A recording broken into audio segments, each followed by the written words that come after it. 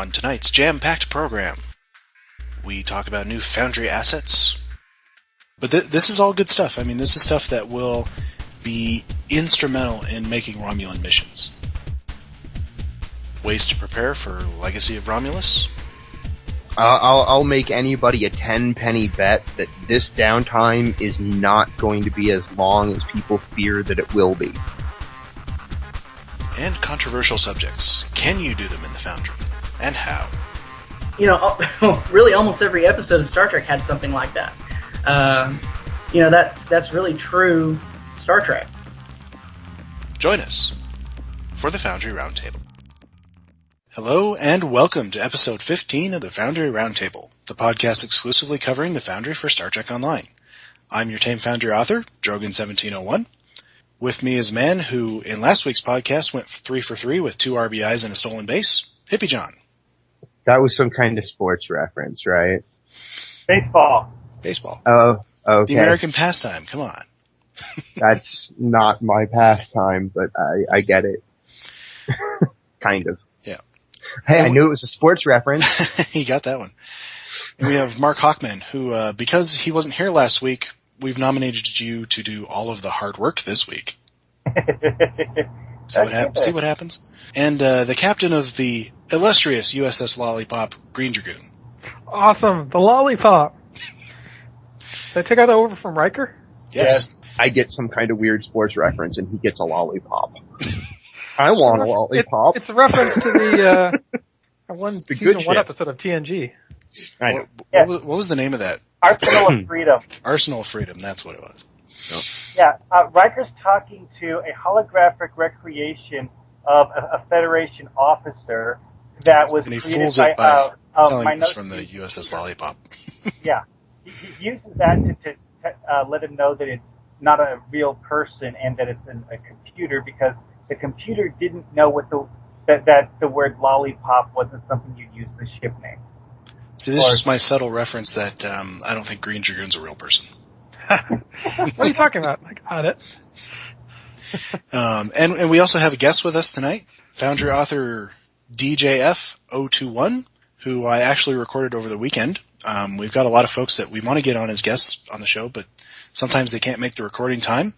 Since we pre-record, we can just edit them in. So we'll hear from DJF in each of our segments. And we start tonight with some news. We have good news and bad news. The good news is that there was a triple update on Monday, which included many new things for the Foundry. We have friendly Romulan and Reman NPC mobs. These are combat mobs. The Remans look pretty much like Remans. They have the same outfits as the enemy Remans, but they are now friendlies. They are separate from the enemy mobs, so we have both. And then the Romulans are wearing Romulan Republic uniforms, and they are also friendly. The weird thing is that they don't appear when you filter the list for friendly. They're still listed under enemies, so hopefully they will get that fixed. But rest assured, you place them on there, and they are friendly. They will fight with you, not against you. We also have Ilachi combat mobs, space and ground. Also space and ground for the Romulans and Remans, I forgot to mention.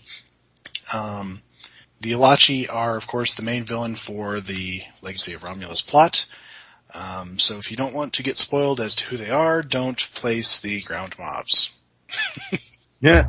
Because that gives it away. As long as you have encyclopedic knowledge of Enterprise. Silent but deadly. Yes, exactly.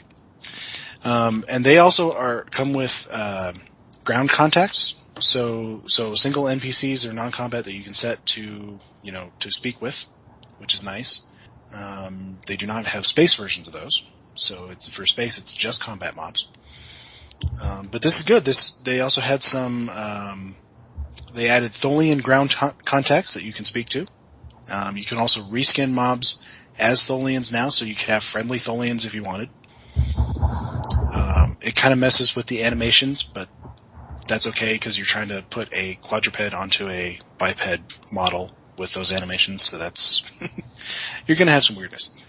Let's see, what else? Something that was not in the patch notes is they added all the varieties of and I apologize because I have no idea how to pronounce this, the Hapax warbird. I think it's Hepax. Hepax? It's It's the one where it's in two pieces. I think it's 2.5. That's the Hepax or the Hakona? Hepax. Hakona's a variant of the Dideridex, if I remember right. At least I think so. It's one of those. It's one of those with the two sections. And its variants are in there. The Hapax is something that Cryptic made up, and it's not something that we saw on the TV show. Mm-hmm. Yeah. The Hakona is actually named after a warbird that was seen in the show, and the Hakona that was seen in the show was a Dideridex. Yeah. But this one is definitely one of the new ships, and it's in the costume creator. You can customize it. You can put a few different sections on it. It has all its varying parts, which is nice. You can put the different materials on it, so you can use that for a space contact. It's the only one of the new ships that has made it in there so far. Other than to say that the new friendly Romulan and Reman space mobs spawn the new ships. Cool. Yeah, so you'll see the Diel and Delens and Mogais and that sort of thing. Will definitely be handy. But this is all good stuff. I mean, this is stuff that will be instrumental in making Romulan missions. You know what else this means is that we now have a friendly space mob that it does not use phasers. Yes. Yeah. Plasma beam. Well, I'm just saying for alien races. Yeah, and I haven't tested this, but I assume they are also friendly over on the KDF if you're making a KDF mission. The one I was testing was Fed, so I assume these are also friendly, and it would make sense if they were friendly because, of course, you're allied with these people no matter who you're working for. Right. Yeah. So, we have that now, and actually, because we're not getting right away the ability to make missions for Romulan characters only, we still have to make it Fed or KDF, and, only the Romulans allied with that faction will be able to play. So, today I put something in the forums where I propose that everybody who is making a mission for Romulan captains put a little tag on the front end of their mission title. It's just ROM, R-O-M, in brackets. I like that. That's something to be easy to search for. I'm going to be really clear with the one that I'm working on that I'll talk about later. I talked about it briefly last week, but yeah. Mm-hmm. Well, it's just one thing you do, and I would also put a whole bunch of warnings and stuff, a bunch of big things in your mission description that says, this is for Romulan players. Well, honestly, if there's coming into the Legacy of Romulus one thing that I want from them regarding the mission list, new tags, and we need to know when a mission is designed for a Romulan, and obviously it's only going to show up in your faction's mission list. So if you're allied with the KDF, it's going to only show up on the KDF mission list. But that I still want that tag for knowing that it's a Romulan mission. Yeah, but unfortunately, at the moment, we have to do it ourselves. Mm-hmm. So that's why I kind of came up with that. It's just simple. It's, it's 5 characters, so that leaves you plenty else to work with. Yeah. And the plus side is, mine, so. If you can get this to take off, at the very least, it'll give it something people can search for. Yeah. Yeah. So if you're, if you go on and you're looking for a Romulan mission, you just type in bracket ROM, bracket, and should bring up all of them. Yeah. Mm-hmm. Well, one thing that will make having, actual Romulan faction missions useful is that Romulan faction missions will be playable by either allegiance of Romulans. So any Romulan will be able to play them, not just Fed Romulans or the KDF Romulans. Yeah, once they implement that, we won't have to bother with tagging in this manner. So, but this is just sort of an interim thing. Yeah. That's Mark brings up a really interesting question there, though. There are going to be missions that are written specifically from a, say, Federation or, say, Klingon allied point of view. When we get that tag for just being Romulan missions, are we going to have 2 additional tags within that one for Fed and one for KDF allied tunes? I bet you 10 to 1 that even once we get the Romulan tag, it'll still either be a Federation or a Klingon mission. It'll just be that only Romulans can see that. So if you want to publish to all, I think you'll have to publish 2 copies. I bet Well, you're right. no, they said that it would be either. Once we're able to do Romulan exclusive missions, what they told us was it would be available for both sides, but only Romulans. It will be available for both sides, but I bet you still need to have 2 copies for each side. Well, to me, the difference is even in the writing. I don't want to go too far into it, but you could have a mission that's written strictly where the people and the NPCs and the situations that you're dealing with are made to be experienced by one of the Romulan Republic who is allied with the Federation, or one who is allied with the KDF, that would not work for the other allegiance. It's entirely possible. So to have so to have a blanket one, like if the thing that I'm writing, if a Federation allied Romulan walked in, the end will make no sense. The mission itself will make very little sense. Well, what they to consider, Hippie, is that if you write the story properly, you could actually write a Foundry mission that would only make sense if the player is, say, a liberated Borg or a Trill. Oh yeah, of course. I mean, and you'll have to let them know. You'll have to let the player know about that somehow. Yeah, right up. What it's geared for. That's what I mean about being clear. The tag idea and maybe even your first paragraph of your mission description when writing missions for the new Romulan Republic and the new faction, that it's probably really best to be very clear in the first couple of lines of your mission dialogue, both possibly in mission and what you get in your journal, that, you know, how this is designed and who it's designed for. I would say be very clear and put it multiple times, because of course, you're always going to get that person who plays it anyway, didn't see that, and plays it anyway and complains that the mission wasn't written for their character. There's another reason I think it's going to be split still, is that if you have a Romulan mission and you stick a Federation mob in it, is it friendly or enemy? Yeah, dependent on your allegiance. So I'm going to bet you 10 to 1 the missions are still separated by alliances. Well, but it'll just be that you put in this tag and only Romulans can see it. Fed Romulans see it, or only Klingon Romulans can see it. That sort of thing is probably the reason why they haven't implemented. They still need to figure it out. Yeah, they still need to figure it out.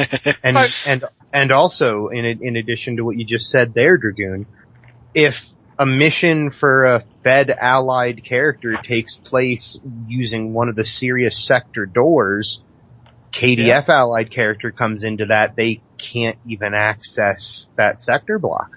The more I got to thinking about it, I mean, even the cryptic missions, once you choose an ally, there are certain things about the missions that vary depending on who your ally is. Like, for instance, who comes to your aid, if what contacts you talk to, even that one mission where you go back to Virenat, and another Romulan from the opposite faction comes along. Yep. There are spoilers here. Sorry. I didn't give away too much. Put that bumper in front of the show. Anyway, one thing I find amusing at the moment, though, is the fact that if you use photonic fleets, a large chunk of the last Tribble patch notes was an explanation of how they fixed this, but prior to the last patch on Tribble, if you were to use photonic fleets as a Romulan Republic character, you would get KDF ships. Or Fed ship. No, you would get KDF ships. Regardless? You would get KDF ships. How strange. Because remember there was an issue with, when you would beam down security team, there would be Federation security guys. I think they fixed that. Well, the thing that was funny about those is that they would act like they, they didn't have any issues like attacking you when you summoned them. They would do what they were supposed to do. It's just that, you would use photonic fleet as a Romulan Republic captain, and you would get a board check, even if you were allied with the Feds. I think that's because they're considered pets. Well, the Ronians put it into the patch notes Assets, they've updated Photonic Fleet and made it so that Romulan Republic characters will always get warbirds. So, you know, it was something they had to finish there, I guess. Well, I think they probably found a lot of these little things that were for one faction or the other, and that they had to change when they put Romulans in the mix. Otherwise, it wouldn't make much sense, would they? Well, I still occasionally see my Federation allied Romulan doing that tapping on the wrist animation before beaming up. Don't they all do that? No. Fed What do the Romulans Fed don't side have. ones do? Because I know the KDF side ones do that. Normally, when Romulans beam out, they just stand there and they don't do an animation before the beam out. They just beam out. Sometimes, depending on how I'm doing a beam out, like if I talk to a contact and the dialogue with the contact results in me beaming out, when I beam out, sometimes at least, see my character do that tapping on the wrist animation like that the KDF characters do before beaming out. Mine always do do that. Supposed to do that. Yeah, mine always do that. There's never been a time that they just stand there and don't do anything. Well, because if I'm, say, someplace like Drazana or K7, and I click on the button to beam up to my ship, my character just switches to a position where she's standing still and then beams out without doing any sort of animation beforehand. Probably standard pose or something? Yeah, that. But if I'm someplace like the Starfleet Academy and I click on that button that says that has me go to space, the Sirius sector block. Last time I did that, my character did that tapping on the wrist animation before. See, I always get that. Regardless, I've never seen, of course I'm not that far along, but I've never seen my toon beam out without tapping his wrist. Wait, are you a Fed or KDF allied Romulan? KDF, but I just got the ally, so I mean everything before then has always been a wrist tap all throughout the storyline anyway. I don't know. You're talking about places I haven't gotten to though, like Starfleet Academy, or the character literally just got his ally. Well, of course, if you're allying with the KDF, you're not going to be able to go to Starfleet Academy. Right. Yeah, I don't know. I've only ever tested KDF side at the moment, so I can't say what the Fed side does. But in any case, we're going to have a lot of tools to start making Romulan missions. Yeah. Obviously, for the time being, they have to be either in the Fed or the KDF list. So those are the only ones you're going to see. You're only going to see the ones written for your faction or for your ally. But we have to move on to the bad news, which is unfortunately that it looks like the costume import and export function in the Foundry is going away. We got a confirmation of this today, in fact, Wednesday. Yeah. That it is, there's essentially the bugs that they don't want it in there.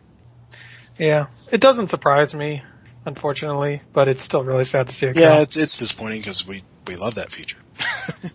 Bugs and all, We don't mind those in that one because it's such a great feature. So I don't think it has anything to do with whether or not we like the bugs or don't like the bugs, or it honestly, I think the decision to pull it probably has nothing to do with us.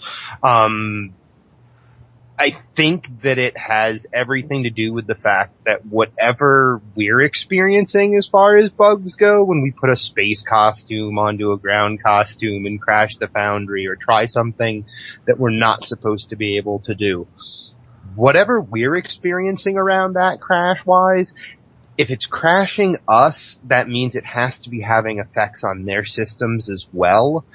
Which could very well be. Certainly. That's probably why. At the very least, I'm sure it's contributing to their crash reports. Yeah, and they certainly don't. I'm sure they don't want to leave in things that crash the game intentionally. That alone makes sense. They don't want to leave in something. Even though the rest of us wouldn't mind, because we like the rest of the feature, that has to be part of their decision. So I can't help but feel kind of sorry about this, not just because we're losing something that can totally get us things that aren't normally accessible, but also because this is the second Foundry feature that was brought up, then pulled, and the other one has never been seen of again. That was the dialogue with objective. This is true. Which was a great feature that never got. But on the other hand, there was one particular feature that was put in, pulled because it was buggy, and was put back in. Just patrols. Still buggy? Patrols, which is, yes, still buggy. That's buggy. And I think patrols has screwed up the behavior of NPCs in general, because that was about the time that we started seeing the weird thing where you'd be testing your map and mobs would just disappear or suddenly warp to the middle of the map. Bug. I think that's the origin of that bug. But anyway, So as disappointed as we all are probably about the fact that we can't move costumes anymore, we have to accept that they are very clear that we're using a tool that is in beta, and that means that they quote unquote reserve the right to pull, change, shut down, restart, delete all missions, whatever they want to do. It is beta. The tool is in beta, and they're 100% clear about that. I'm ready for this tool to not be in beta anymore. Well, we all are ready for the tool to not be in beta. And that said, you're absolutely right, but however, I don't have to like it. I honestly suspect for it to not be in beta, every mission that's ever been created while it was in beta will need to be unpublished and pulled and readdressed by their authors. Kind of like that's what I think has to happen, which Mm-hmm. I'm honestly kind of okay with that idea if it meant that the tool that we use would be going into a state that isn't, like you say, that's no longer beta. I can understand that, but I have to say that the month-long Foundry outage was a major pain. Yeah. and that didn't even include a wipe of missions. It's a major pain because Foundry is our preferred way to play the game. Most of the people we know and talk to on a daily basis regarding the game in some way, the preferred thing we like to do is the Foundry. So when it is shut down for a month, the game is not nearly as fun to us. Yeah, we do have all that Romulan content to kind of get through. Yeah. Which is good stuff. I have purposely, for a couple of weeks after Legacy of Romulus launches, I'm not going to be in the Foundry. I can tell you that. Yeah, I have purposely closed my ears to everything you guys have been talking about, past really the ally, choosing your ally, and just a couple of missions beyond that, because I've been saving it. I want to play it on my live character and see it for the first time and really experience what I've got, what I've got ahead of me as if I'm experiencing it for the first time rather than just replaying something that I already did on Tribble getting voiceovers now or something. Well, this actually seems like a good place to put one of the discussion topics we were talking about, which is how to, as a Foundry author, prepare for Legacy of Romulus. So why don't we talk about that? Yeah. So I kind of got a leg up on this in that, and actually this kind of falls into another bit of news that you didn't touch on, is that it seems like a number of Foundry authors, and I don't know yet how many Foundry authors or if it's all Foundry authors, but it doesn't seem like it. It's not all, I can tell you that. Okay. Because it's not me. A number of Foundry authors saw their holodeck, one or two of their holodeck missions. I think Captain Revo said he had 3 copied over. Get moved from holodeck to Tribble, or get copied over to Tribble. So I have one mission now that's on Tribble, and I was able to go through, and I didn't go through all of it, but I went through the first half and was able to kind of pick out some of the bugs, some of the things that were going a little wonky, and I'm hoping that I can use this info to kind of give people a heads up of what to expect. Mm-hmm. So the first thing, I mean, overall, it seems like things ported over mostly smoothly. I noticed that all of the facial animations in the contact windows are all neutral, even when they're angry or scared or anything else. They still kind of have the body movements of being angry, scared, or whatever, but their facial expression is very neutral. At this point, I don't know that there's anything we can do about that. That's something Cryptic's going to have to fix. I noticed that the reach markers for specifically where reach markers appear on the minimap is a little wonky in places. Like, it doesn't always appear where it needs to be, and in most cases they're really small. So again, I don't know that there's anything. Well, there was a patch note about that. It said something like they've now been shrunk to what their actual size should be. This was smaller than actual size by quite a bit. I can't tell you that. Okay. One thing I did notice, and this is probably not going to affect a ton of people, but have you guys ever had a situation where you've had like a force field or an invisible wall and talking to an NPC contact on the other side? Yes. Where their icon won't appear, but you're still, if you get close enough to them, you can activate them? Yes, both because I've played it and because I've tried to do it, yeah. Well, apparently that is no longer possible. If there is a solid object blocking visibility, you can't trigger it, which does make it more consistent with how object interacts work. Mm-hmm. Object interacts can't do that, but now NPC contacts can't do that. So if you have any situations in your missions where you're trying to let the player talk through a solid object, this is not going to work anymore. You're just going to have to trigger your dialogue some other way. Yeah. Trigger your dialogue some other way, or I would suggest that for invisible walls, you could use 2 invisible walls instead of 1 and leave the tiniest of gaps between them. That's true. Well, one idea that I came up with for one of my missions was you're talking to somebody who's behind a force field, but instead of interacting with the actual NPC, you interact with the force field, and when you talk to the force field, it shows you a picture of the NPC who's behind the force field. It's a really good idea. One other workaround I want to bring to your attention, and this is actually something I discovered elsewhere recently, is the broken force field that we have. Right. I discovered that its collision is somewhat one way. You'll be blocked from walking through it on both sides, but if you flip it one way, it'll block out everything, and you can't talk to use objects or see NPC contact icons and whatnot. If you flip it around the other way, it does not obstruct interactions. And unfortunately, I didn't have time to test this on Tribble, but it might be worth playing around with that to see if this can be used to allow basically to interact through the force field. It sounds like it could work. Yeah. I think that was...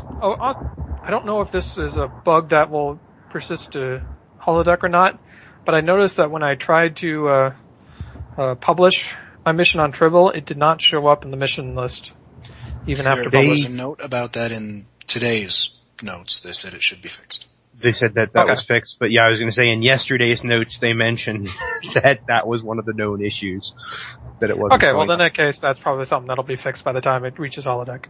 Mm-hmm. One other note, and this is actually not a bug, and I have only done this in one map. The NPC disappearing bug? I was playing through one of my maps that uses the what's the ghost ship map? The one with the Davidians? Was it the Federation interior with the it's a Great Gloom USS Warwick. Yeah, there you go. That's it. Yeah. This one has been a map that's consistently had the NPC disappearing bug on it. And when I tested it through in preview, since I couldn't do it on live, none of my bridge officers disappeared, nor did any of the NPC contacts. Now, this Yay! is not definitive proof that the bug is completely fixed. It is just an observation based on one map. But it is a positive observation. Sure. It's better than a negative one. Yeah. So I might, if given time, I might need to test around with this, see if the behavior is consistent through multiple maps I know were causing this problem. Right. Yay. The other thing, of course, that we should mention is downtime. Yes. With the release of all of the big seasons, there's been Foundry downtime. I know we're not really getting a lot of stuff this time, but we always seem to need it. It's a safety It's measure. something you kind of have to endure. There's not too much more to be said about it than that. It's just, Actually, be patient. It'll come back up. The Season 4 downtime was the longest Foundry downtime ever. Yeah, and that's because there were problems. It didn't go as planned. This was the precedent for all future It was actually a pretty big Foundry update because of the Season 4 update changed a lot of fundamental things in the way the Foundry worked that made it, the Foundry we see today. And they're definitely not doing that for this update, So don't anticipate a lot of downtime. So I have a bet. I'll make anybody a 10-penny bet that this downtime is not going to be as long as people fear that it will be. I don't know about fear. There are a lot of people. I've heard. I certainly don't fear it's going to be a month.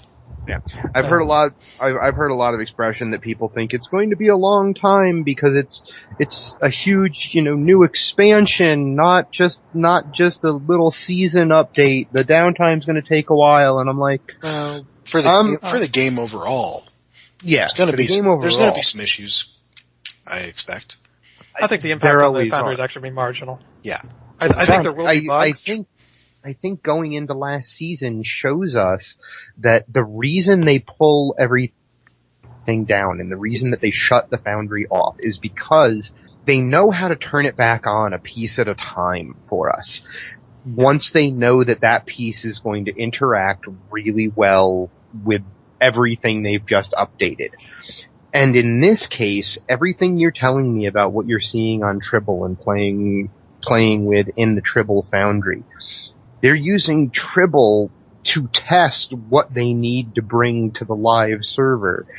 So they already are making groups of stuff that they know works based on people's observations, and that's, I think the feedback of giving feedback like the facial animations in the contact window don't change even if their body posture does. That's great feedback.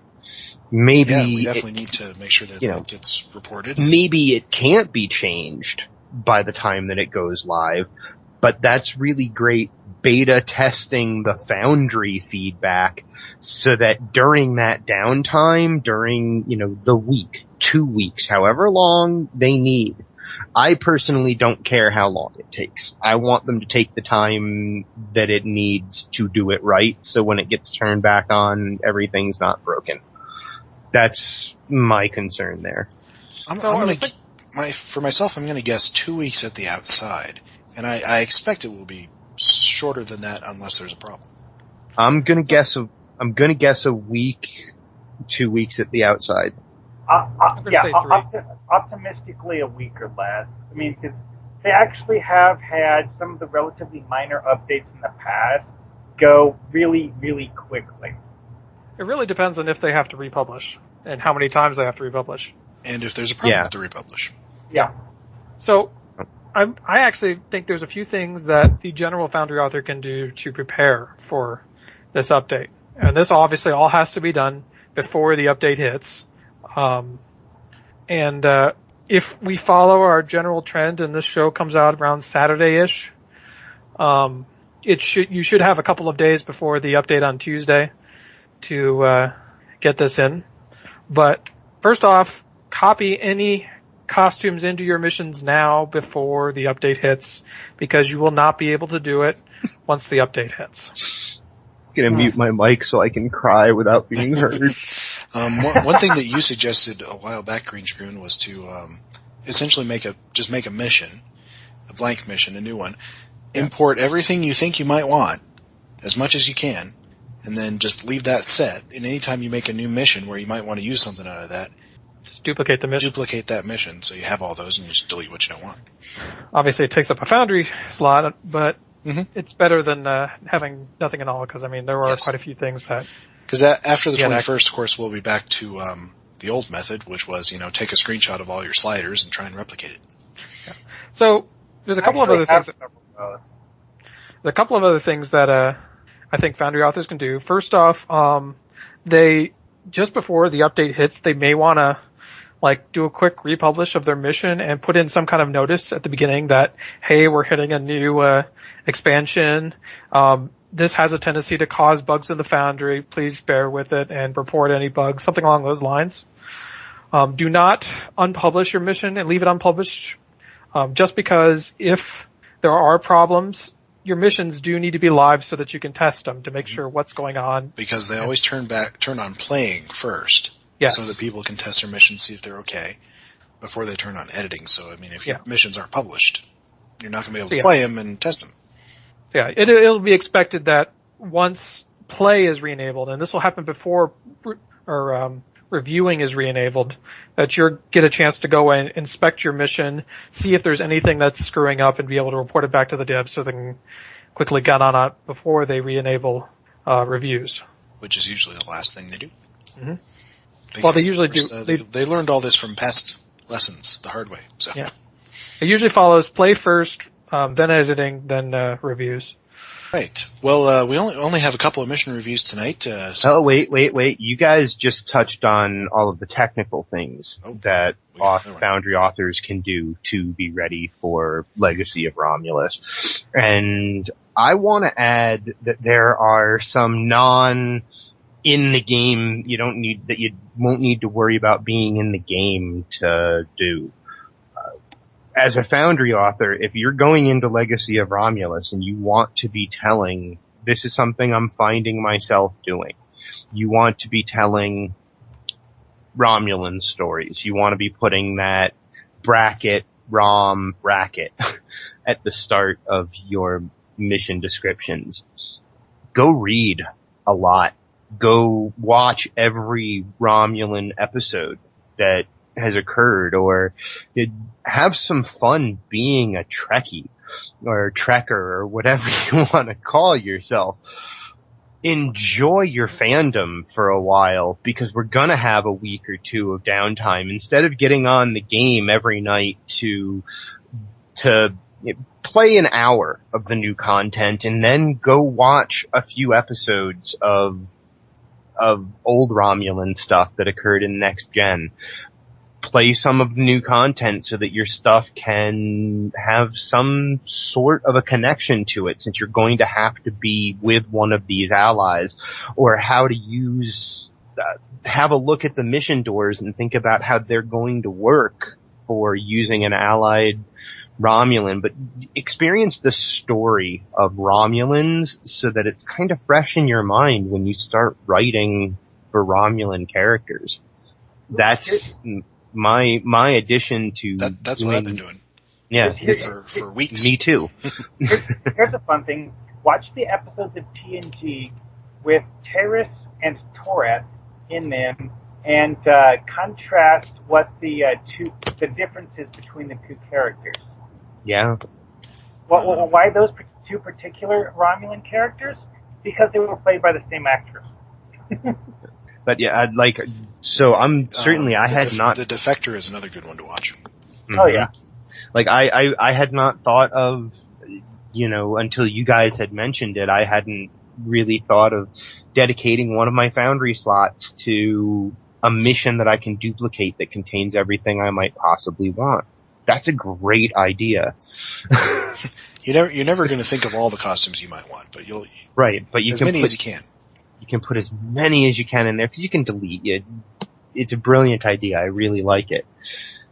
I wouldn't have thought of doing that. Now I know, in the little bit of time that I have before the update, before the whole thing goes live, that's one of the things I'll be doing. But But yeah, people who want to be writing stuff for Foundry authors, you're probably already doing it. You're probably already doing your research because that's one of the things that we authors do. But it's one of the ways to get ready for the upcoming expansion. And having, like, I've only played up through level 14 with my Romulan character. And I already know that because there's going to have to be KDF or Federation ally as part of what I'm doing, that there's going to have to be some storytelling workarounds, and that some of the story there is actually going to be really fun to try to work with. So, yeah, I think people should just experience the story and enjoy our fandom and go watch a whole lot of Romulan episodes and read some Romulan fiction. So, anyway. The other thing you can do as well is, go play the Romulan missions that are already in game. The ones for the Federation players and the feature episodes. Because, I mean, that gives you an idea of, who are the villain Romulan faction. Yeah. The Tal Shiar and the Romulan Star Empire. Those are the villains of the piece at the moment. And, and it might give you an idea if you're one of those people who really hates where Cryptic took the storyline. It gives you an idea of, okay, these are the people that I want to be in, so I'm going to write a Foundry mission where you go join them. That's right. This is what they're like. So nobody thinks they're the bad guy. All to give you ideas. Nobody thinks they're the bad guy. Well, moving on. Mission reviews. First off, we start with mission review from our guest, DJF. I have, it's been a little while, amidst the grind that, is kind of the thing, these days, but, one that I liked recently was, that I thought was pretty good was Conjoined. I don't remember the @ handle of the author on that one. But DenizenVI or something like that, isn't it? Yeah, and it was about, this planet that, these kind of strange things kept happening, and they were trying to figure out why ships were disappearing, and come to find out there's a race, I guess if I understood it correctly, living on their same planet, but kind of in a different phase. And, so that was kind of an interesting one, and kind of a surprise at the end.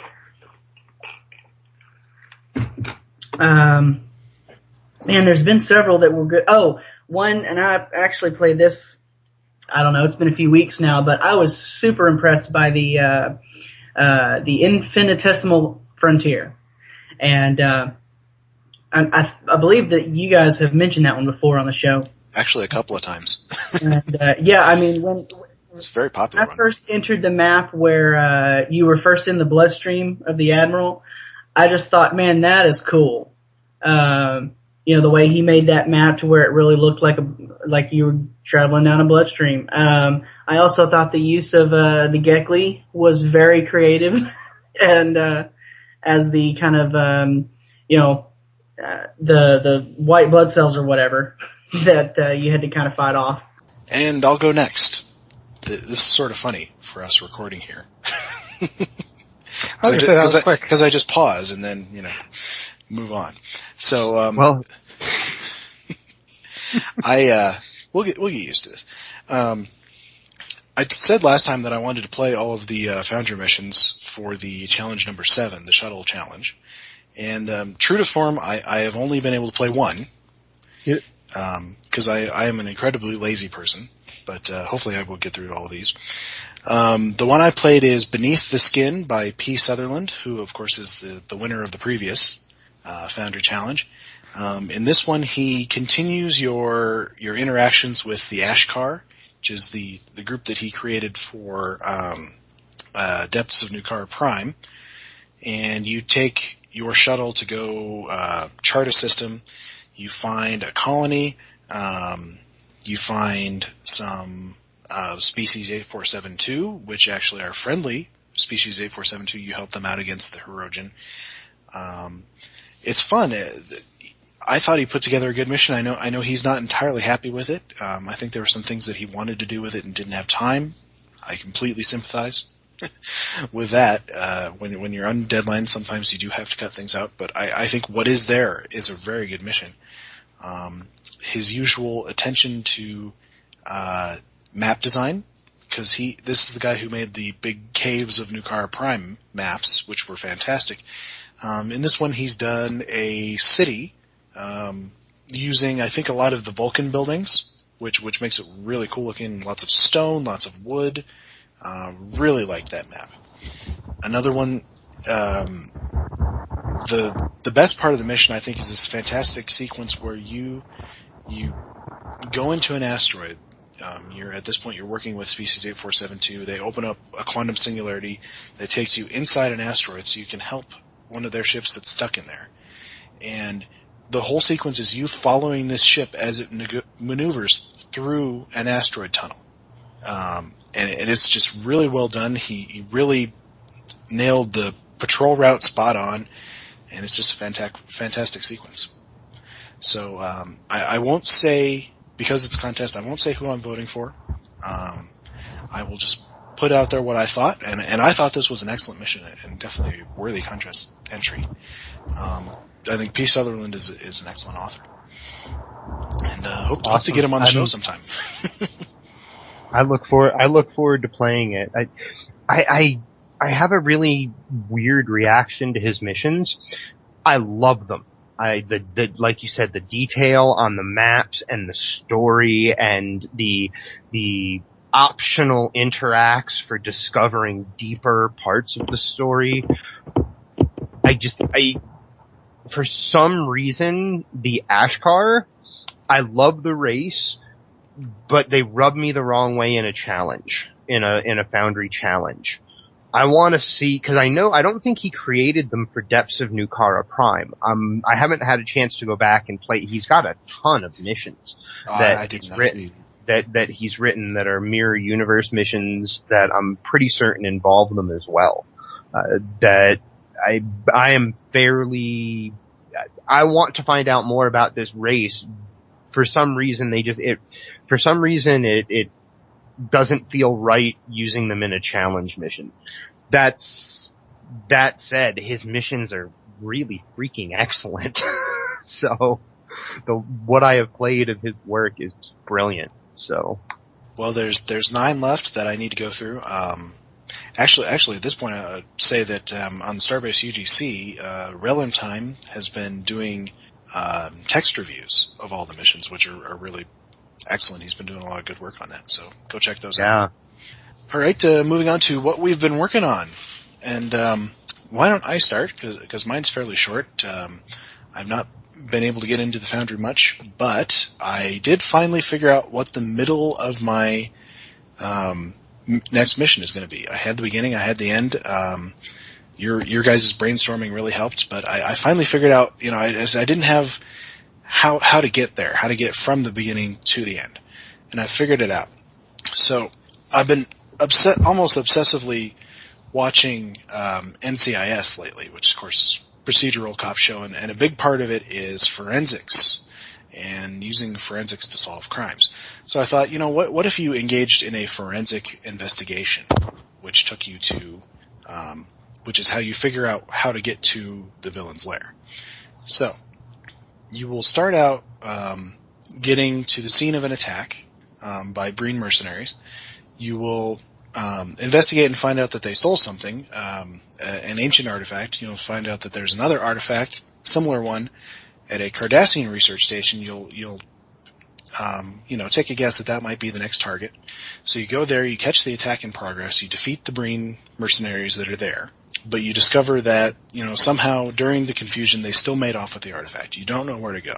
So this is where the forensics come in. You're going to examine the scene of the attack.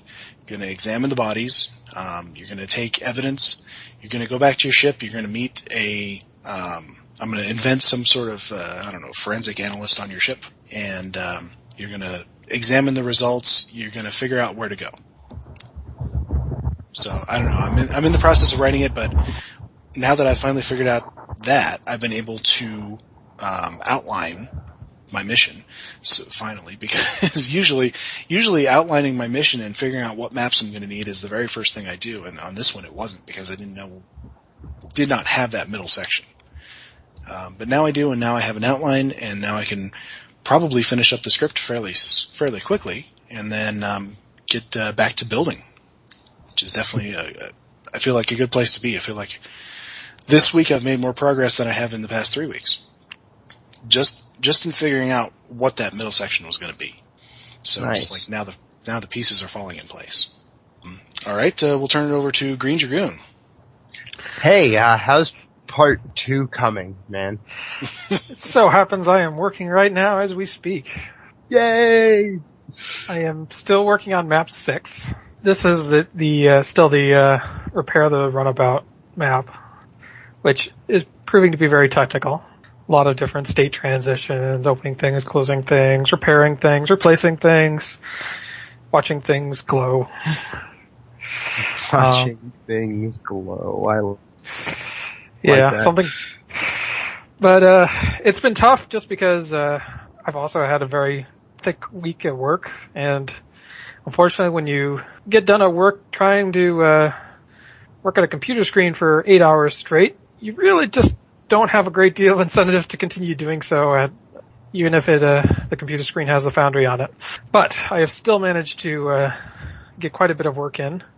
I have also been going through and making notes for, what was it, a few weeks ago I reviewed, Desperate Reflections by Nebular?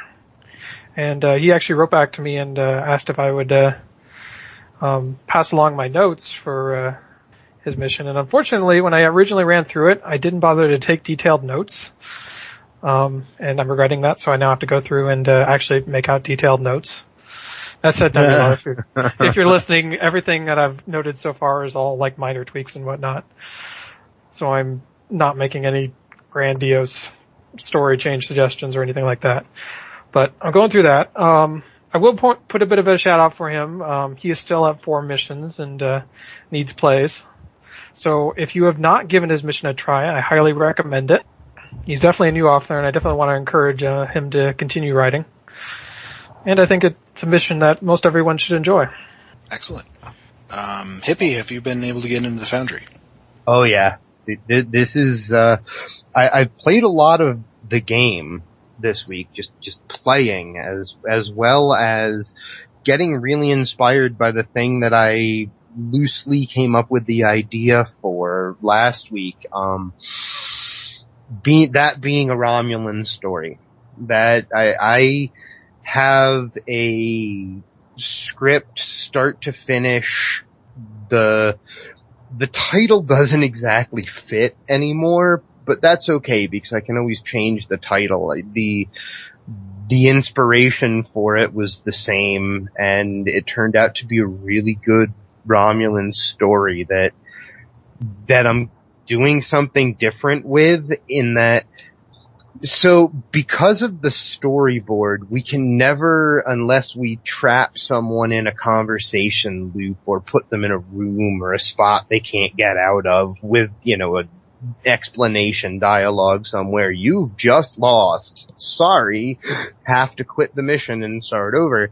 That we can't make a player lose, essentially. And as much as I fear people giving me 1 and 2 stars because they're going to be like, my God, what did you just do? You did this horrible thing to me. I just lost and it was so bad. And the thing that happened, you suck. In my real life, I tell stories to teenagers. I'm effectively a bard who wanders around the woods telling I LARP with teenagers for a living, and it's really important to make villains, especially villainous sometimes, to make a hero feel more heroic. And sometimes a hero has to fall and the good guys don't always have to quote unquote win for a story to be finished. And I'm theorizing in my approach to this that a storyboard doesn't have to present a situation where the player character necessarily wins, as it were, as it needs to present an ending. And an ending doesn't always have to be a win, because a loss doesn't always have to mean destruction and death and doom. There are many layers of loss and emotion that come with the new Romulan story that I've gotten to play so far. Like I said, I stopped at level 14 and didn't go any further. So I gotta ask, out of curiosity, would you consider Divided Impera a example of this? Yes. Wow. Yeah, that mission. The first time I finished that actually, the first time I played that mission, I had the urge to shoot Cell in the back of the head.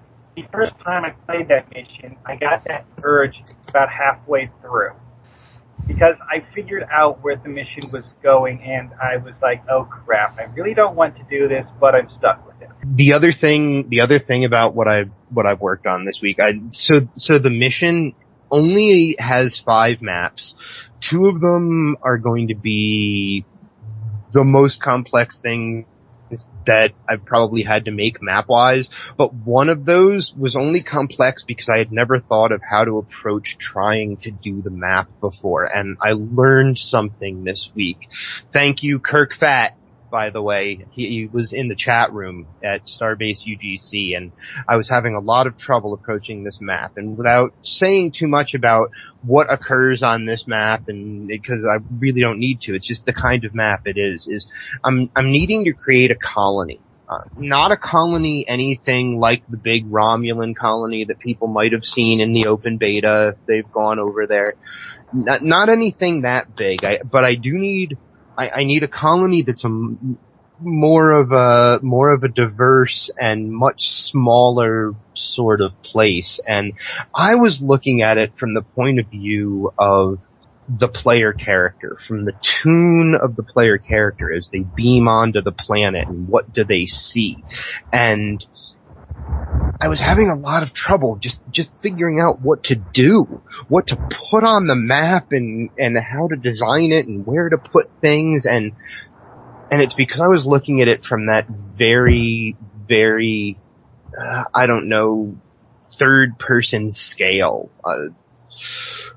What I needed to do, this is what Kirk Fat suggested to me, was look at the map from the point of view of someone who lives at this colony, and what is life like the minute that they wake up on their cot or their bed? What's in the room that's around them? What's on the bed stand next to them? And start building outward that way until you reach the point where you're like, oh, okay, I can put a building front here. And now that I've built my way in my mind out to that spot, I know what that building front looks like. So I know what I'm going to look for to make that wall that's going to be the wall of the set there. Or maybe it becomes a full building as the map tends to grow. Maybe it's just tent. Whatever it is, the idea there is that I'm building from a completely different scale. I'm building from a different viewpoint that makes the entire colony feel more real to me. And as difficult a map as it was going to be, it's really actually very easy now that I've started working on it, because I changed the way I was looking at it. So I hope that if anyone else out there ever has that sort of I'm not seeing what I want to put on the map because I'm looking at it as if I'm looking at it from outside, that one little change of looking at the map from the inside changed everything and made something that was very difficult into something that was actually that's turned into being very easy. And the other difficult thing is I'm going to finally try to do one of those space maps where I have a thing happen at one place, you enter into transwarp or warp to get to somewhere else, and the stars go around you, everything you were just doing disappears, you reach another point, new stuff appears, and a whole bunch of new stuff happens, so that I don't need to build 2 space maps for no reason. And just trying to avoid that one map transfer. So that's something that I don't think is it's not incredibly difficult. It's just really meticulous, because if I miss one little asteroid or something at the original place and it doesn't disappear properly when they warp away, I'm just going to be having to go back to the map and find the things that I didn't do. So it's just going to be a meticulous process, but a fun one, I think, because I'm learning something new by doing it. So that's what I've done this week, and I've come up with a really very sad ending that I hope people like. The story to me feels very, very KDF allied Romulan, and I hope and so I'm building it in the Foundry on the KDF side with the hopes that all of these new incoming assets on Tribble just make the entire mission better. That's what I've been working on, is that. Excellent. Mark, have you been in the Foundry lately? Unfortunately, no. I have been spending a lot of time on Tribble, testing the new Romulan stuff. I managed to get my Tribble character up to level 40 today. Wow. Well, don't give too much away. Well, I have to say that the Deradex makes a nice dragon, and Apax does too. So that's something to look forward to, I suppose. Oh, fantastic. All right, and our guest, DJF, what have you been working on? I've been working on a mission that is, without trying to give too much away, I'm kind of excited about. It's story heavy. And I had actually posted on the forums a few days ago and kind of asked get some feedback on what people thought about story heavy missions. And I got some feedback including from you, Darjeeling, about how that story heavy missions are fine. A lot of people like them. So that gave me some that, and along with other feedback, gave me some more motivation to do this. It's pretty story heavy. A lot of text, a lot of reading, but it's a story that I'm kind of excited about. It is, again, without giving too much away, it's going to be about a Bajoran who gets into some trouble during the occupation of Bajor by the Cardassians. And he managed to escape from that at that time and was living as a refugee in the Federation. Well, they found him and asked the Federation to return him. And so the player's job in the mission will be to actually transport this guy to Cardassia. Along the way, some things happen that make the mission difficult.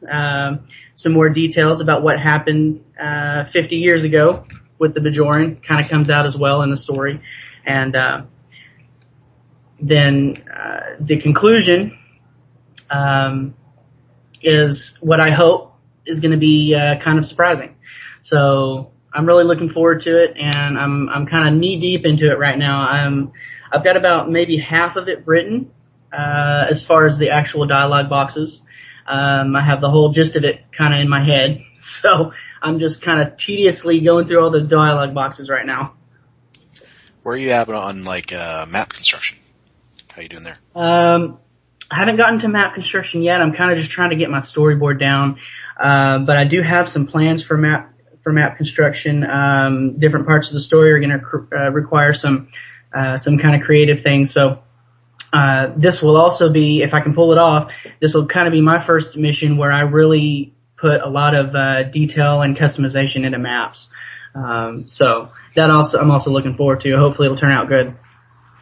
We just talked to Pax Federatica about that last week. He was kind of getting into the point where he was really going to start making custom maps, and that's kind of a good place to be at. So talk to me also about your mission was it? The one that I played. Okay, so The title escapes me at the moment. The Desperate Prey. Yeah, Desperate Prey. Were you able to see some of the changes that I was able to make on that? Yes, I was. And I was very impressed because you had expanded a lot on the dialogue, sort of, I'd like to call it expanding laterally rather than making it longer. Right. Adding more optional dialogue and things like that. Yes, and that was some things that I played around with based on some of your feedback, especially the beginning part. And, for those who haven't played it, I don't want to give too much away, but you had mentioned it before, how there was kind of a puzzle of sorts where you had to kind of try to heal some crew members on the bridge. And, I tried real hard to figure out if there was some way that I could tell the system what class the player was, so that I could put in some different objectives, and I couldn't figure that one out. I did figure out how to choose the class, but then it seemed that the story itself just kind of stopped, and there was no trigger for it to continue, and I couldn't figure that one out. But what I ended up doing on there was I just kind of added in some dialogue that said, "Hey, I'm not a science officer, so help me out." And so you kind of had your science bridge officer kind of talk you through it in more detail. And I was hoping that maybe that would help some with that. Yeah, I liked that part. Because I knew that you had done something like that, so I went and played it on a tactical officer. Which so I was able. So realistically, I wanted to do that, so I asked for help, and there's my science officer chiming in with, do this to heal the sick person or injured person. Well, good. I'm glad that made sense then. Another thing is that the suggestion that was made was that I try a little bit more customization on the maps, as we've kind of touched on already. But so on the one map where there was kind of a triage area, that's when I felt like I really had a chance to kind of do some things there. And so I added some different NPCs doing some things, walking around, patrolling. I even had put a couple of tactical NPCs down, kind of where it looked like they were planning a strategy, and just kind of made that area look a little more lively, and I think it turned out fairly well. I agree. I think that was a good change. You had some people patrolling back and forth in front of the doors, essentially guarding against an attack. Which I thought worked very well, and there was even some more optional dialogue in that map. Yes, there was. I thought that it might add a nice touch to it, to just kind of have some crew members where you could say, "Oh, okay, well, what am I going to say to this guy?" And to kind of, it would shed some light on what they were doing. I think one of them I had guarding some fallen officers, and so I thought that was a nice touch. Yep, I saw that over on the edge by the windows. Yes, it's great. Well, and successful too. I think I noticed you had more than 100 reviews on it now. That's pretty good. Yeah, that's another issue that I've really worked hard on, is how to actually get the word out there. I can post on the forums, and it stays on that first page for maybe a couple of days, and then it's gone. And I know that there's word of mouth somewhat, but I guess I hadn't put out enough missions to know really how valuable word of mouth is. So what I actually did in the opening text is I just put in there, I said, "Hey, if you like this, don't even give me a tip. Just tell everybody you know." And I'm thinking that might have helped a little. I don't know, but getting the word. What we always say is, try everything. Right. I used to fly, when I first started, I used to fly around in zone chat and just spam about my mission. Right. I've done that some too. All right, moving on to discussion topics, and I'll start us off. This comes up on the forums every so often, and people have all kinds of different ideas, and for some reason that I don't quite understand, people get very emotional about it. But what do you guys think about Foundry Rewards? I mean, where are you at on this? Are they good like they are now? Do you want to see them changed? Do you want to see them gotten rid of? What do you think? Well, I want to see them changed. Yeah, go, Dragoon. I was going to say, I am not that. I mean, it's not something that's I'm horribly attached to. I mean, you could make them incredible, or you could cut them entirely, and I don't think it would faze me that much. That said, I don't think that cutting them entirely is the solution a lot of people think it would be. And I think Cryptic is trying to toe that balance between trying to offer incentives for doing the Foundry, but not opening it up to exploits. And while there's only so much they can do, I think maybe a bit of tech related to AFKing, and I think they'll have most of the major exploits covered. So I'm okay with Foundry Rewards.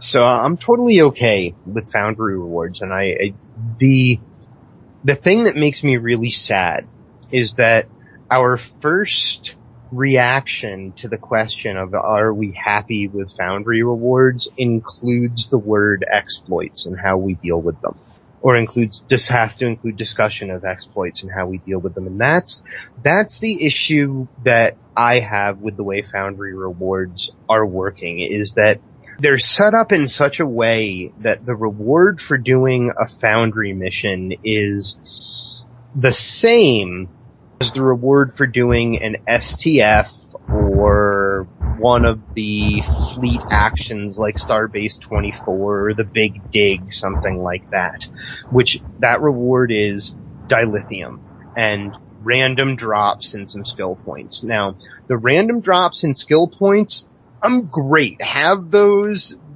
because that's what you should get for killing mobs in a game. If that happens, great. For the missions that have no combat whatsoever, I think 10 to 75 CXP in diplomacy, or perhaps even, figure out which DOF category is more appropriate. Like if it's a science mission, give it to science, something like that. That's where I think that the reward should be addressed and changed a little bit, is that, and it's little things like that, but I'm happy with it always being diplomacy because everybody always wants diplomacy. That's their favorite. That's my favorite DOF category, and I don't think that's everybody necessarily. I just think getting that cool extra buff from Marauder or diplomacy is really good. So I don't mind having missions that give that as a reward, but it's the fact the things give the exact same reward as all of this other grindable content, because the Foundry is not grindable. The Foundry shouldn't be grindable. That's not, to me, the Foundry should be about story, and so the rewards should be about story. The rewards can include a minor amount of dilithium. I am totally okay with the whole 480 every 15 minutes or whatever the current calculation is that gets us at 1440 for an hour or something. That's great. That's fine. But they should somehow, in order to make the Foundry something that is an incentive to play for the reasons that I think that the Foundry exists. I think that the Foundry exists for story. I always have. And we do have statements from the devs essentially saying that. That essentially say that.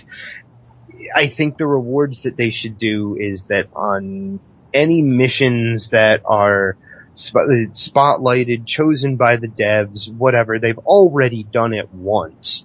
In making the reward for a chain that you can do in one of the exploration clusters be the DOF Helna from being Helna from the missions that Havraha created.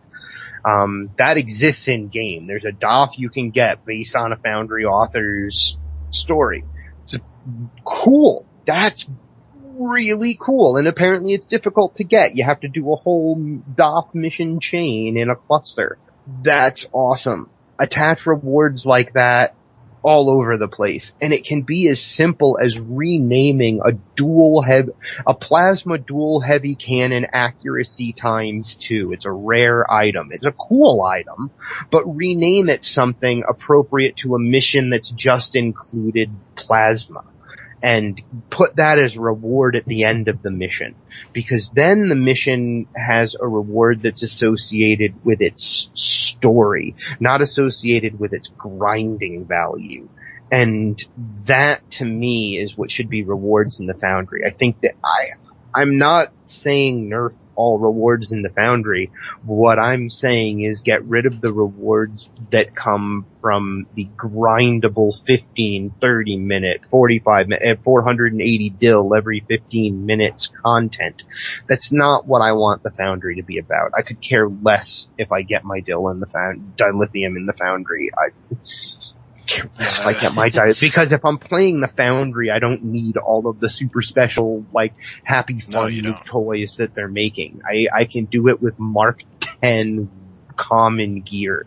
The Foundry is great for that. I don't need all of the things, so I don't need the dilithium that's going to buy that for me. Give me as I posted something cooler. On the that's what I mean week, by I said, changing. I'm one of those people. I'm perfectly happy spending an hour of my life not earning dilithium as long as that hour was entertaining. Yeah, I think it's kind of a funny thing with the mentality of a lot of the community is a lot of people seem to be under the impression that you need to get the best gear possible in the game or you are not even worth your salt.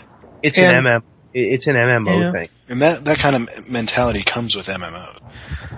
Yeah, but I think I'm it guilty blinds of people to actually enjoying the game. I'm guilty of it. I try to get cool things for my character, but I don't make it the end all be all. Like, I just bought that cool new torpedo thing and I'm just like, I squee every time I fire it. I literally make that little like wee noise because it looks so beautiful, when I fire it. You mean but the giant red globe of death? No. Which one are you talking about? I have just equipped both of my carriers. My tactical officers both are now beginning to build their carriers into torpedo boats. So I now have the Omega. Both of them have the Omega torpedo and the Romulan hyper plasma torpedo at the front of their ship. It just fires waves of death. It's awesome. I got that Romulan one. It's very nice. It's beautiful. It's so pretty. Grinding Romulan rep for storing my foot. That wasn't grinding Romulan rep, by the way. The way that I afforded that, I have never done the grinding Romulan rep. The only thing I did as far as Romulan stuff went was, in order to get the marks for running it and such, was to run the missions on New Romulus as they appeared, by doing that, and the winter event supplied me with everything that I needed as far as Romulan went. Yeah, there you got both. And I mean, even without the I still haven't run out of Romulan marks from the winter event yet. Yeah, now both of those two characters are down to like 100 and 200 Romulan marks. But that winter event supplied me with enough Romulan marks to complete the entire reputation system and have enough left over so that when I completed it and got have a few hundred more that when it all came right down to it, I could afford to get a couple of the things I wanted. So my message to those who think that Top Gear is the thing you must have is once you have all of that wonderful gear, all of the best shields, all of the best equipment, the set that is perfect, all of your top mark elite fleet weapons, and you need something to do, come talk to us. We'll give you something to shoot at and have fun. Yeah. Like game. Mm-hmm. And you know what? Ironically, you didn't need all that gear. No. You didn't. To do our stuff.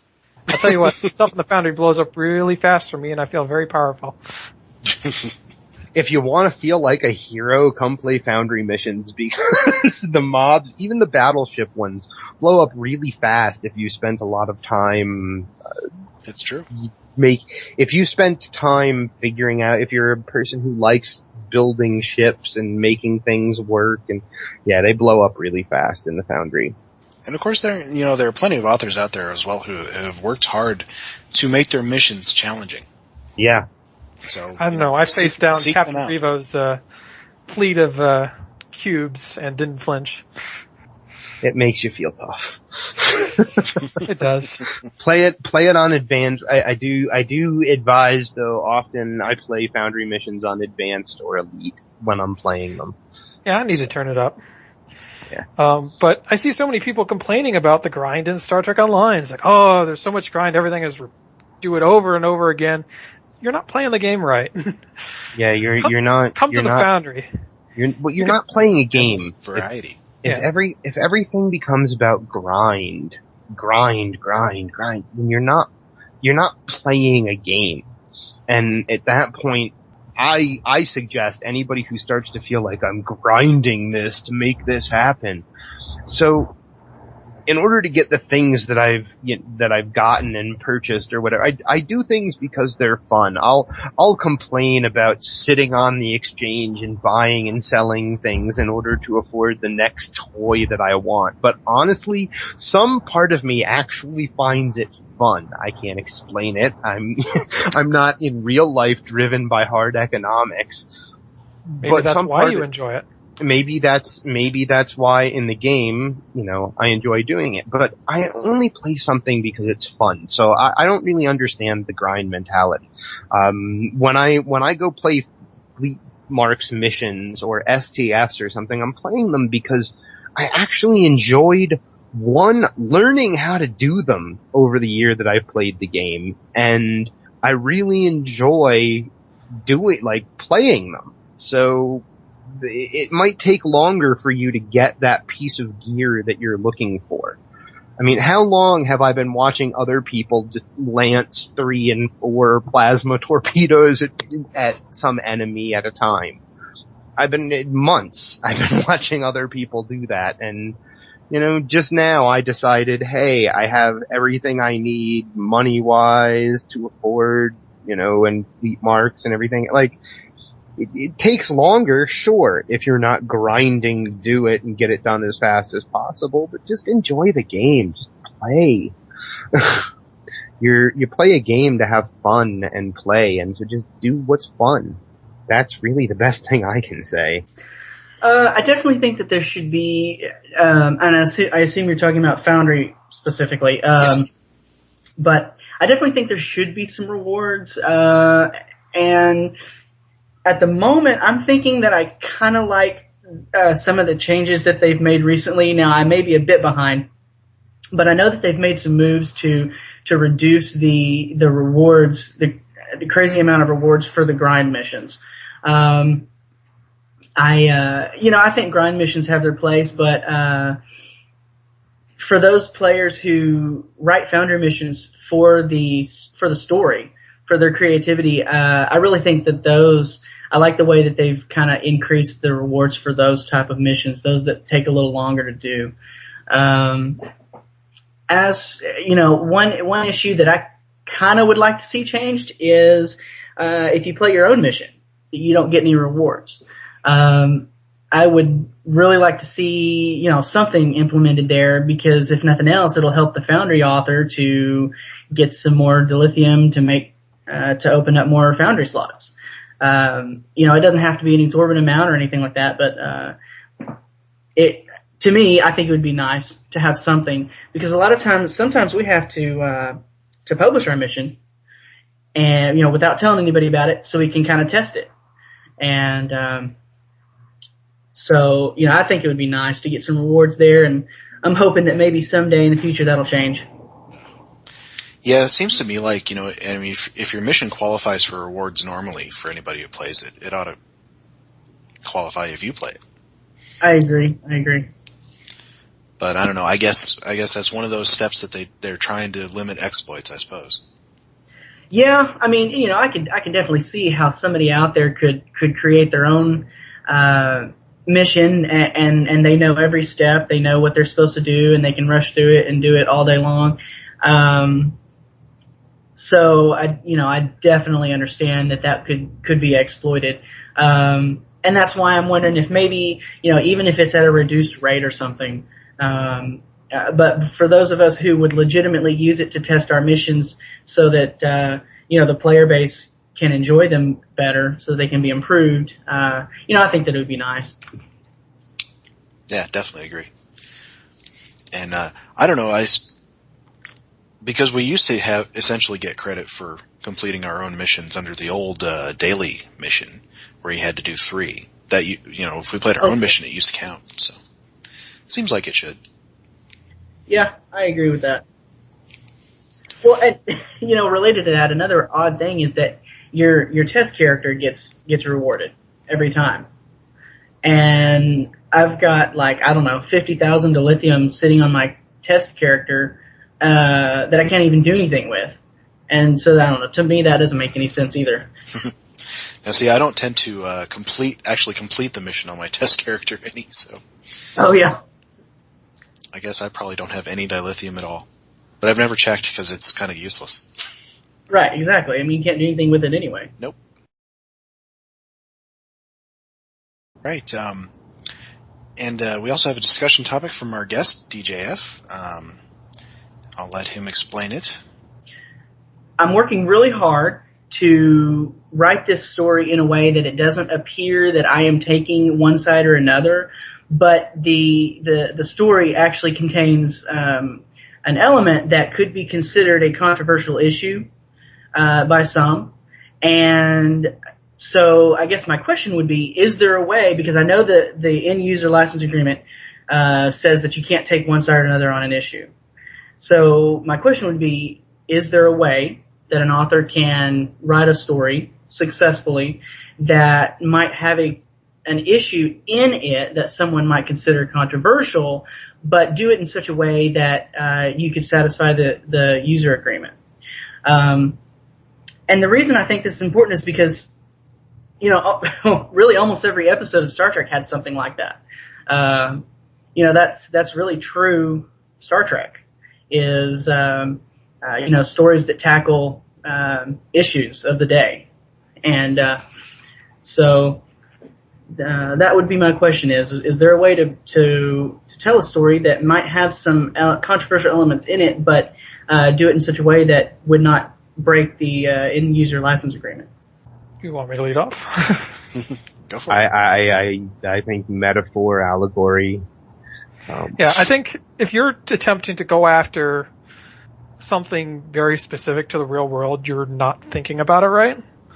Even in Star Trek in the shows, obviously they very often tackled controversial subjects or subjects that they wanted to draw attention to, but they never took it on straight on. They would always first put it in as an analogy. They would try to find a parallel with that fit within the current or their timeline. But more than that. Well, one example of that would be like having the Charons as an analogy for racial bigotry. Yeah. And obviously, they exaggerated it greatly in order to try and make their point.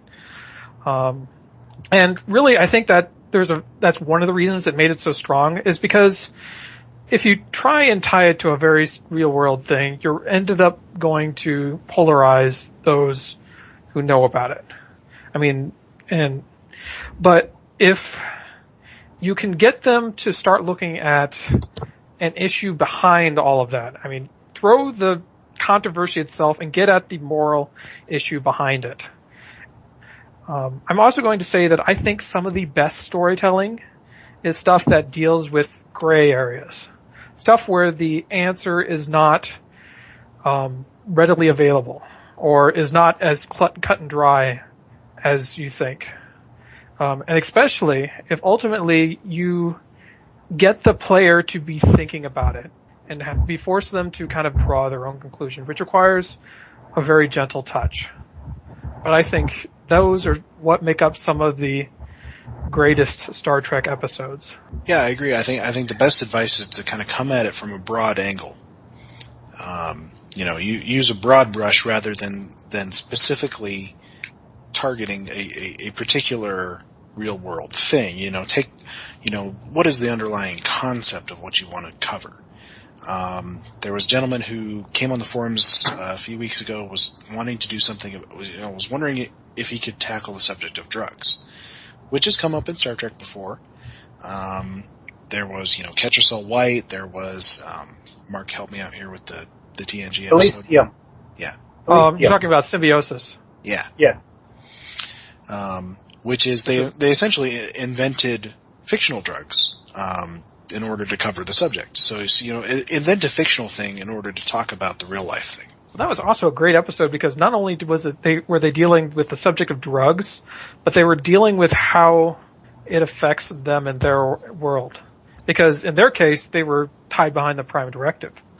Well, also, Symbiosis had another interesting aspect to it where they also examined the drug issue from the point of view of the people who make the drugs, which is something that you very rarely see fictional universes touch on. Because usually they just do the drugs are bad and never even tried to show it from the point of view from the people who market them. Right. There's another one I just thought of. It's the DS9 episode where Bashir goes into the Gamma Quadrant and comes across a planet of people who have been hit by a biological weapon by the Dominion. That's a great example of the Blight. Talking about biological and chemical weapons and the use of these things without saying, without coming out and staring right into the camera and say, when X government does this, this is bad. It's okay, but they do. See, that's the part where I'm going to, at least I'm going to disagree, I think, in spirit with what Dragoon said about, if you're coming at this thinking about a real world situation, then you're writing it in the wrong way. And I think that's the only way to write certain things is when Frank Gorshin was saying, he is black on the left side and I am black on the right, or he is white on the left side and I am white on the right. Like, they were looking right in the camera and saying, you racist bastards, stop being racist bastards. That's what they were doing. Yeah, but they weren't calling real life people a racist bastard. They were. Yes, they were. And the episode that you're talking about, let me finish. The episode that you're talking about where you're saying, the chemical weapons and the biological warfare and the attacks and the controlling people through drugs and all of that is as better as the franchise had gotten about being less preachy by the time that they got to Deep Space Nine. They still were like, let's be serious here. They were looking right in the camera with the intention of saying, hey, you out there, the one who's doing this, the people who know that their government is doing this, guess what? It's bad. They were pointing their finger at you and making you realize it. And that was their intention. And to say that that's not the intention behind some of this difficult storytelling is disingenuous. Well, at least in my case. It's saying it without saying it, It's saying it without saying it. It's totally saying it without saying it. To in effect do that. Yeah, but there is intention behind that allegory, and I think the approach of the storytelling comes from that intention. I think the approach of the storytelling. I will argue that I think that it's not so much what they did is that's what you pulled away from it, and that is exactly I think what they were going for, where you are supposed to. No, I just laughed at the way that. I think what he means is, leaving some of the interpretation up to the audience is what they're doing. Yeah, is totally what they're going. And I think that's, if you're going to cover a subject like this, you should leave some of the interpretation up to the player. So there's one other. Go ahead. Okay, I was going to say, in the case of like the Frank Gorshin thing from the 60s, they knew, leaving the interpretation up to the viewer, they knew that there were some viewers that were going to walk away from it like me when I saw it as an adult, in my late teens and had kind of more or less formed my own, views on the subject and seeing it as a teen in that I took a certain message away from it where I was that showed me, it made me open my eyes to some of the some of the casual and subtle racism that goes on, or that went on around me. I came from a very small town in New York that at the time, that many years ago, was very small, and they knew that there would be people that had that takeaway from it, the kind of thing that I walked away, and they knew that there would be other people watching the show that would decide, I'm never watching this show again. It's full of a bunch of liberals telling me it's not okay to feel the way that I feel. Or they knew that another reaction might be someone who had literally never ever, thought that anything on national television would address the thing that they're experiencing on a day-to-day basis, and suddenly have something to connect with from their favorite science fiction. And they knew that it was going to reach out to a bunch of people in a bunch of different ways. And so the approach of writing it, what I'm getting at is they totally were intending on presenting and dealing with and forcing people to deal with their response and emotions and feelings around that very difficult subject when they were writing what they were writing. They knew that that they weren't going to be able to present it on national television, so that they had to hide it in metaphor and allegory and weird aliens that weren't actually real people, but they couldn't have been any more plain with what they did. And they knew, I think they knew going into writing it what they were doing, and so it informs how you're writing something like that. And I think the question that we have in front of us is, with the EULA that exists, with the EULA that exists for STO, what options do we have? I mean, if we were to write an episode that included, I am black on the left side, and I am, and he is black on the right, I am black on the left, and, whatever. Would that be something that we can approach in that way? I think as long as you don't reference specifically by name any particular group. Real world group thing. Yeah. As long as you're, and as long as, nobody takes away from it that. Mm-hmm. Go ahead, Mark. I don't think that we can actually replicate the look of a Charon in the Foundry. No, we can't. I think you can do it horizontally. One color on the bottom half of the face and one color on top, right? There's a gradient. Yeah, but you can't. Yeah, gradient, vertical, left, right. But no, not left, right. Sadly. Wouldn't that be cool? We have some Charons in the game. Oh, that's a new request. There you go. Someone add that to the assets thread. I don't know. I think they were all kind of all dead. Anyway, I think as long as it's very clear that you're not attacking any particular real world group, I think you're generally okay. And you can't reference real world drugs or real world political groups, things like that. I think if you invent fictional things as allegory, it can work. Mm-hmm. I mean, one of the things that I've been considering doing is a mission that I had in the works, which was going to deal with two things, which are very, very much in the real world, is terrorism and torture, and in using torture to combat terrorism, and whether that is morally right. And I was going to essentially leave that up to the player. I wasn't going to reference the war on terror, or anything like that, or 9/11 or any of that. Wasn't going to reference Gitmo or the torture that's taken place that the U.S. is accused of doing on prisoners, and or any specific torture going back to whoever caveman invented it way back when.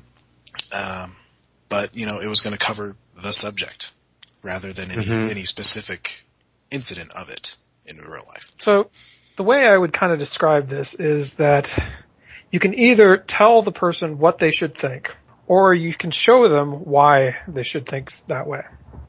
And that, I think, really is kind of the difference. Or present multiple sides and leave it up to them. Yeah. I mean, like I said, that I think is the best thing, and it's kind of what I try to do, because I'm a journalist, and what I try to do in my professional world is not try and tell people what to think, is just to present, okay, this is what's going on. You draw your own conclusion. Yeah, and I mean, just think of how many of those episodes where it ends with like the card there, and you can just see he's mentally grappling with some decision that he's made, and he does not know whether it's right or wrong. Yeah, especially symbiosis. Yeah. And that's a good Yeah, I place mean, he was trying to find that middle ground between two obstacles. I mean, two choices: violate the Prime Directive, or allow a addiction to go on. Well, so for me, I think I almost want to. I think we're all kind of in agreement about how to present this sort of difficult content. Drogon brings up an interesting point, though. What about difficult? What about different kinds of difficult content? What about content that could be triggery for some people, like mentally triggering for people who've had experiences, and even just reading, any experiences in their past, that reading about something that happens or seeing fiction where it happens, and or I whatever. thought about that. That's a difficult because when I was going to subject matter. talk about, when I was going to do a mission about essentially you dealing with a terrorist, he was going to do all sorts of bombings, and then of course Boston happened, and I'm like, should I still do this? When I get around to doing this, obviously plenty of time will have passed, but obviously that terrorism is a touchy subject, and there's lots of people who have been affected by it. Yeah, plenty of time. Should that stop you? Yeah, that's my question there. And I don't really have an answer for it. Yeah, I don't think something like that. I don't know if you can come up with a good answer, because I mean, there's. I guess not it's only are there a lot of how factors. You present it, I guess. Is probably the best answer. I do want to offer one final bit of advice, and this is something we've touched on before, is make sure that, I mean, if you are trying to make a point, that it's not the player's captain who's making it. Bam. That's good, yeah. Don't make the player's captain believe something. Because in all fairness, you do not know what to believe. Have someone put that point of view out there, someone else, an original character. No, that is not to say, I mean, there was a number of episodes where it ended with Captain Picard delivering a monologue on the subject. But you really can't do that in Star Trek Online, because different approach, because it's a game. Exactly. Mm-hmm. And because a lot of people in their heads, their character is them. Yes. Or is a specific person anyway that has specific thoughts and views on subjects. So don't put thoughts in their head. Present it to them via another character. That's great advice. Yeah. Yeah. Yeah, and the more that you can make them come to their own conclusion, the more I think your story will be stronger. Well, let's move on. Who's got another topic? Minimalism. Right. So try and explain what you mean by that. Well, when is it appropriate to put in the simplest, most bare bones versions of things when making a Foundry mission? I'm not sure what you mean. Well, I think you're talking like map design in, simplicity and dialogue. Well, and objective every aspect. design. Yeah, simple objectives. I've seen some situations where people will overdo it with a specific objective, and like one case where someone has you interact with 6 different consoles that are right next to each other as separate steps in a chemical analysis or something or other. I forget exactly what it was. I mean, that was just one of those things that kind of caught my attention as a case of why bother with having a person interact with 6 different consoles when you don't need to even move to interact with the console. I mean, that's just one. Okay, so I think that simplicity is one of those things that kind of is, it's not something that you should say is specific to any one aspect of things. Simplicity should just be kind of a way that you think of dialogue. You should aim for, because we only have 1,000 words per box, or 1,000 characters per box, not 1,000 words. We have 1,000 characters per dialogue box that we have. We have to think in terms of how are we going to branch the dialogue, what places are we going to use it, and we only have 1,000 characters, and that's a lot less than people think that it is. Although it still can lead to a rather big wall of text if you're not careful. It can still lead if you don't separate it at all or don't do anything to it grammatically. So dialogue, you wanna find ways to keep it simple and still get your point across, unless you've created a character that is incredibly complex in the way that they speak and you're trying to get that part of their character across. So everything, including like what you've just described, they could have achieved that entire effect by interacting with one console and then having a dialogue tree branch out underneath that interact where they activate all 6 parts of the analysis with one interact rather than 6. You're absolutely right. Like, that combat should be kept as simple and straightforward. Like, don't hide your NPCs on your player unless the mission calls for you to be searching for someone. Don't put NPCs behind a big asteroid. Put the enemy group right there where the player can see them and be like, that's what I need to go kill. I always operate from keep it simple. As simple as possible. So, yeah, I think very much it's very situational, and there are a ton of factors that go into that. I would say that that's not to say that there can't be complexity in your missions, but that even your complex missions need to have a certain elegance to them. I mean, if you're... Well, I've got a good story on this one. Okay. When I made my very first mission, I turned it over to, I wasn't getting many plays, and I turned it over to a guy named Phil Bones, who was a Foundry author from the early days, and he was doing, in-depth reviews for people. And one of the things, in a map I had you visit 3 moons and scan each moon for something. And you only found it when you got to the last moon.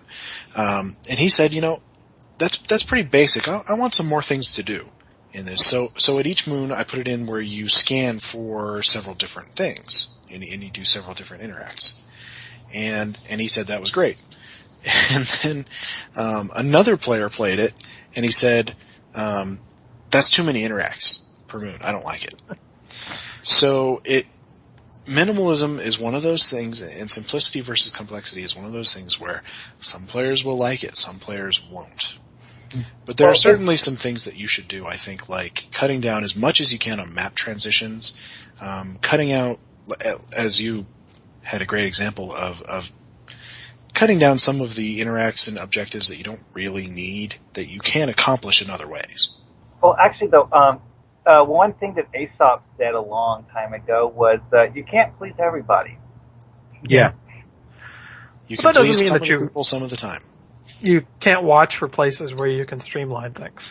Yeah, streamlining is good, and that's one of the things that I'm going to look for, because I still want to get out that big 5-mission arc that I made way back when. I still want to revise that. I kind of got off that project, but I definitely know of, and map transitions is a big one. Cutting down on map transitions. Doing what Hippie said earlier with, using warp stars to get from system to system rather than having an actual map transition. I just hope it's 500 objects we can have on a map. How many? Mm-hmm. Okay, 450 maybe, something like that. I just hope I can make that work. This must be a hell of a space map if you're going up. I'll tell you guys after we're done recording. I'll talk to you guys about what I'm trying to accomplish. Maybe you can give me some ideas. But I guess the bottom line on this one is that there's sort of a time and a place for complexity and simplicity. And it's just got to whatever feels right for the mission. And it's also good to keep in mind, how does these steps benefit the story? Okay. Yes. There's another thing to keep in mind, and Drogan might like the way that I'm gonna mention this, is sometimes something that looks really simple and elegant can be very complex under the hood too. Yeah. Oh, those are the best. That's like that is kind of what you're aiming for when you're talking about simplicity. Is you want it to look really elegant and seamless and simple, and have it actually even if it took you 500 objects to accomplish it. Exactly. Even if it took 500 objects to accomplish. I like it. I know a lot of people have commented on my wormhole, which I'm sure took me a week to at least to build just that one element, and the character spends all of 20 seconds in it. Doesn't that suck? How many times do you hear about that in movies? You know, if you watch like director's commentaries or behind the scenes something, they'll talk for, you know, about how a particular model or a particular costume took days and days and days and hundreds of man hours to make for something that appears on screen for 30 seconds. Mm-hmm. Yeah. A good example from the next generation is the Battle of Wolf 359. Yeah. You see these dozens of Federation ships lying scattered around the battlefield. Each of those was a separate studio model that was made by hand to represent a specific ship on the battlefield. Yeah, but there are players in game who want all of those kit bashes that appeared there too. Some of those are just silly looking kit bashes. Like, this is the squirrel class. If anybody brings up the Jaeger class, I want to slap them. On top of it, instead of a sensor pylon, it had a pair of miniature warp engines. We have no idea what they were for, but that's what it had. Do you ever? I wish we were able to kit bash like that in this. Do you ever see some of the behind the scenes of them going through and all of the detail that they put onto those ships, knowing that it would never be seen? Because I mean, they were talking about like shuttles that had like people floating in there. Yeah. And the only reason they were allowed to put it in was because nobody would be able to tell that it was there.